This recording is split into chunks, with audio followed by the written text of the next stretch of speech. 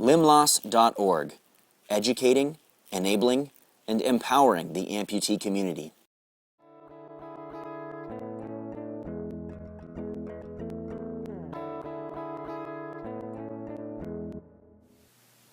During your last appointment, you and your practitioner worked together to take an impression of your limb. Now it's time for you to be fit with your first socket, a diagnostic tool used by your practitioner to check the fit, hence the name check socket. The goal of this appointment is to result in a comfortable fit, meaning you can bear weight into the socket without any discomfort. The irony of this appointment is that you have no idea how it's supposed to feel, because this is your first time going through it. This is one of the reasons why we created our social network.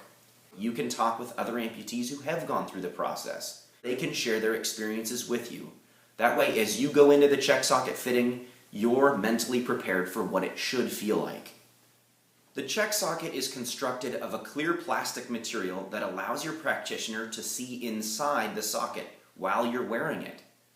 Your practitioner is looking for visual signs indicating a good fit, allowing them to make modifications as necessary.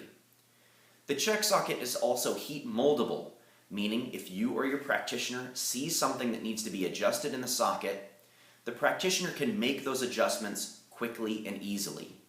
The check socket fitting is performed in an exam room containing two vital pieces of equipment, parallel bars and a fitting stand. Since it's necessary to bear your weight into the socket while in a standing position, you'll use the parallel bars for balance as you stand up and check the fit of the socket. The fitting stand is an adjustable stool placed underneath your socket, allowing you to apply some body weight into it. Remember that your practitioner relies upon your feedback to get the socket just right. You're an active participant in the process, so make sure you communicate in an open, honest, and constructive manner to the best of your ability. Try to be as specific as possible when describing how the socket feels.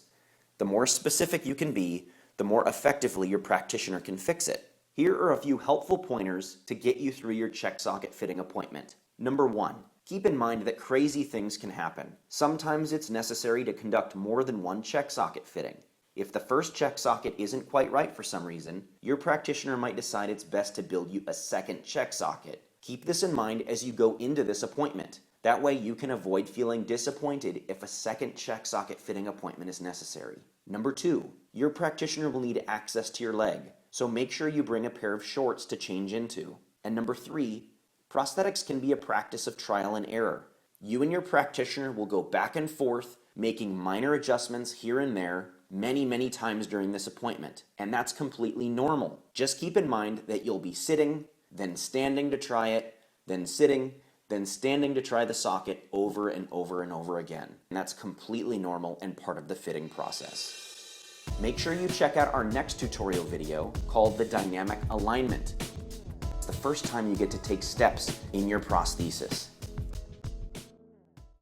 Limloss.org, educating, enabling, and empowering the amputee community.